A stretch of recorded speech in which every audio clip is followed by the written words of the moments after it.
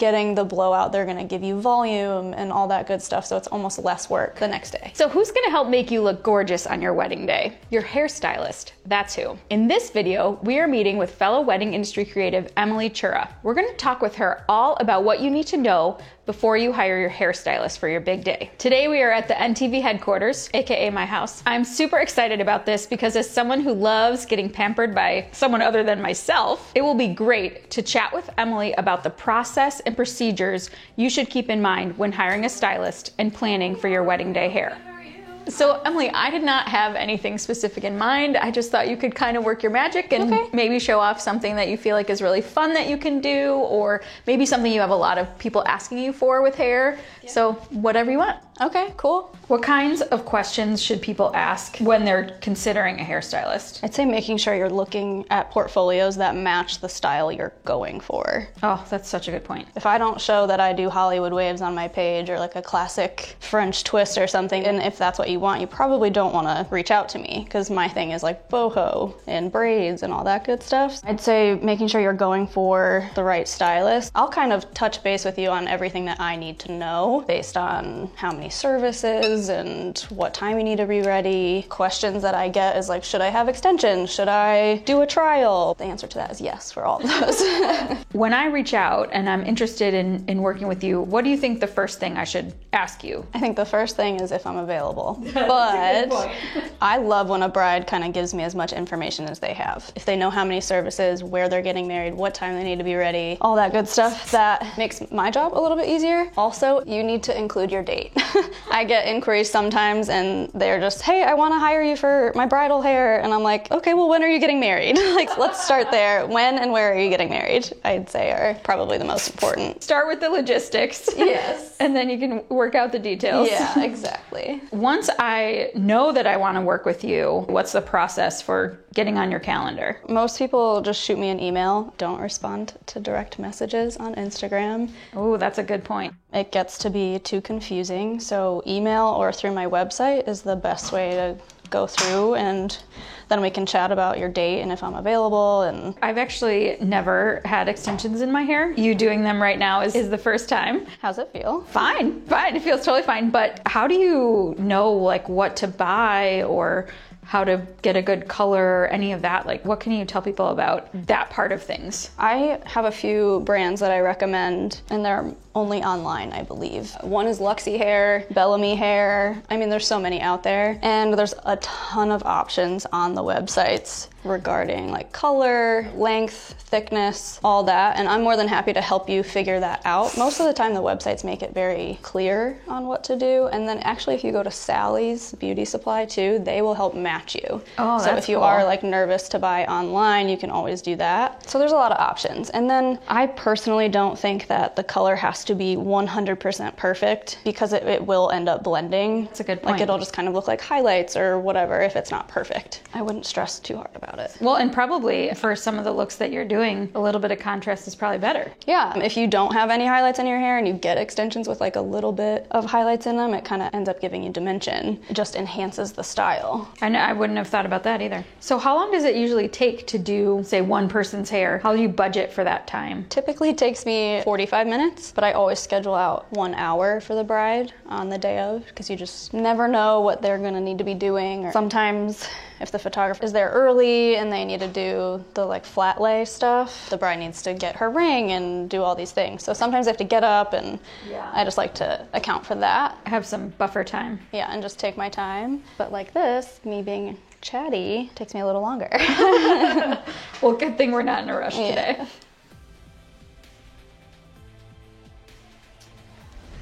Oh my goodness, this does not look like my hair. I love it.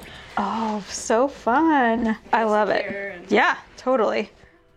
All right, so now that my hair is looking so fun and fresh, we're gonna sit down with Emily and talk a little bit more about how to hire your wedding hairstylist. So what if it's a big wedding party and there's a bunch of people? How do you handle that? Do you have other people that you bring with you, or do you have a limit of like, oh, we only do this many people and then we stop? What's kind of your numbers? I have a minimum of 5 services, and then the rest kind of just depends on the timing of the day. So if you need to be ready by 12 and you have 12 people people in your party, then yes, I will bring someone else. Maybe two someone else's. Potentially, yeah, you never know. So what about each day? Like, let's say it's, Saturday, June 21st or whatever. How many events could you do in that one day? I mean, mostly just one, because I have the limit of 5 people. In Chicago, it's too hard to jump from one location to the next, so it's really difficult to book more than one wedding in a day. I know like in other locations they can do that, but they're also not taking as large of a bridal party.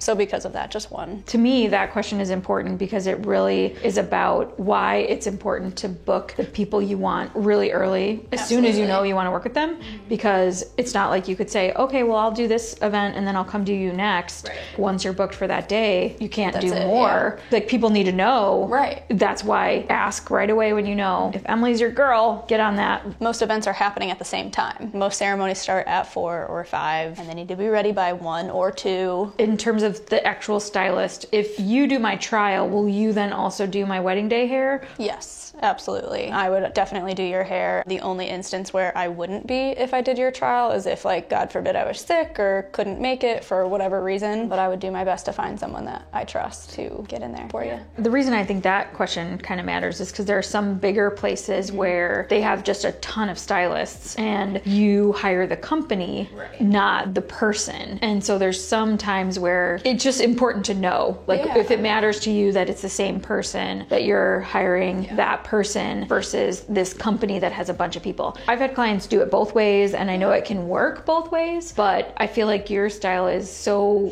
specific. You're so good at it that, like, if I was hiring you, I would want you, of course. versus, hiring a big studio that has a bunch of people. And maybe you do that if you have like a wedding party of 15 people or whatever, and you really need somebody that has like a team of 10 people they can pull from. I think that's important. Worked for a company like that before. And when I did do the trial, I did do the wedding as well. That's good. They might run into like scheduling things, so you just never know. So what about hair products? I know you brought a lot of fun stuff today. Do you always bring that? Do I have to bring some? How do you decide what to use? Yeah, so I always bring my products. I probably bring more than I need. Be prepared, right? Yes, because you never know. Kenra is probably my favorite for bridal specifically. Moroccan oil is up there. Sexy Hair, Amika. I mean, I could go on and on. I love Aveda products. A lot of people I know are curious what they should be doing with their hair before their wedding. Either like long-term prep or even like the day before, how they should show up that morning. Do you have any advice or thoughts on that? I'd say like the best thing is just trying to keep your hair as healthy as possible long term. Maybe not coloring it as often, no heat, the least amount that you can, stuff like that long term. Maybe doing masks every week, getting regular trims. I know people might not want to or believe in that, but I promise it helps. The day before, I actually recommend getting a blowout if you can. And that could be me coming and doing the blowout for you or going somewhere and getting it done, because getting the blowout, they're gonna give you volume and all that good stuff, so it's almost less work the next day. Good to know. I've had some clients who got blowouts the day before, and I think I always thought that they were doing that because they wanted their hair to be done for their rehearsal. I never realized that it can actually help for the day of too. That's cool. So what about tipping? I know my clients ask me about that all the time. What should they tip? How should they tip? What's your opinion on that for hairstyling services? Tipping is not required at all. Greatly appreciated when it does happen. The general rule of thumb is like 15 to 20%, but I'd leave that entirely up to the client. So Emily, this has been so much fun. Thank you for coming and thank you for playing with my hair. I do want to make sure that people know how to find you. So if they want to work with you for their event, where can they find Emily? Well, first of all, thank you for having me. It's been a lot of fun. You can find me on my Instagram, which is Emily Ray Bridal Hair. My website, which is emilyraybridalhair.com. You can find all of Emily's contact information down in the description below. So what is the best piece of advice you can give people for looking and finding and hiring their hairstylist? Yeah, I mean, I think we've touched on a few things. I think the first is reaching out as soon as you can. As soon as you have some idea of who you want it to be, ask right away, because people book up really, really fast. And then the other piece of advice, something we touched on earlier as well, is really trying to find someone that does what you are looking for. Mm-hmm. If you want Hollywood waves, reach out to someone that does Hollywood waves. Yeah. If you want the boho braided look, then reach out to someone who does that, is, I'd say, my biggest piece of advice. And then I don't require a trial. I highly recommend it. And then during that process, you can really kind of get to know the person, and via email, but not as much, but just kind of making sure you vibe with whoever you choose. And you want to hang out with them while you're drinking mimosas Yeah, exactly. on your wedding day. Exactly. Which and is very I wish I important. could join for that, but Let us know down in the comments below what the best piece of knowledge you took away from our conversation with Emily was. Thanks for watching, and we'll see you next time.